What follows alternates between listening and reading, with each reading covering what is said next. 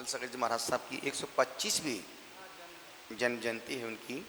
और पूरे देश में माना कि इस लॉकडाउन के माध्यम से हर व्यक्ति बंधा हुआ है, हर व्यक्ति अपनी श्रद्धा को, भक्ति को मन में समेट करके रखा है।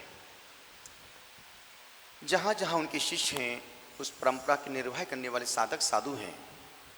सभी साधु संत अपने अपने स्केल पर, अपने अपने स्तर पर उन मंदिरों में बंद चार दीवारों की बंद होकर के उन आचार्य के चरणों में अपनी भावभीनी विनयांजलि अर्पित करते हैं।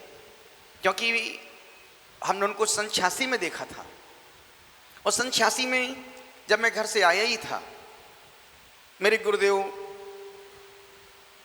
अपने गुरु के पास मुझे दिन में 1 बजे लेकर के गए। उनके पास लंबी भीड़ लगी हुई थी।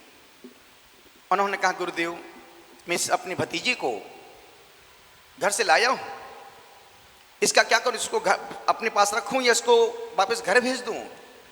उन्होंने मुझे 30 सेकंड तक लगातार देखा। वो देखते रहे। उनके मन में पता नहीं कौन सा भाव, कौन सी तरंग, कौन सा रिदम आया। उनके सामने बहुत सारे फल चढ़े हुए थे, बहुत सारे फल पड़े थे। उन्होंने एक फल उठाया, एप्पल, बोले वे जा इसको बाहर जाके खा लेना।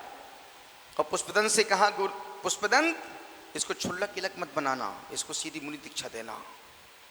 इतना कहना था, अपना तो दिल ईडन गार्डन हो गया।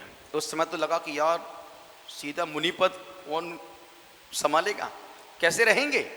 लेकिन उनके वचनों में जो प्रामाणिकता थी, उनके वचनों में जो सिद्धि थी, वो परिलक्षित हो रही है। और वाकई में 2.5 साल ब्रह्मचारी अवस्था में रहे, उसके बाद सीधा ऐसा प्रमोशन हुआ कि परम पूज्य पप्पू से परम पूज्य बन गए। और उसका श्रेय आचार्य विमल सागर जी गुरुदेव को ही जाता है। उन्होंने एक क्षण में कहा कि जाओ, ये पूरा और वो फल जिसमें कुछ भी फेंकने जैसा नहीं होता। ये मुनि पद निर्वाण का पद है, ये भगवान का पद है, ये अंतिम संन्यास का पद है। इससे बड़ा पद संसार में दूसरा कोई हो ही नहीं सकता है।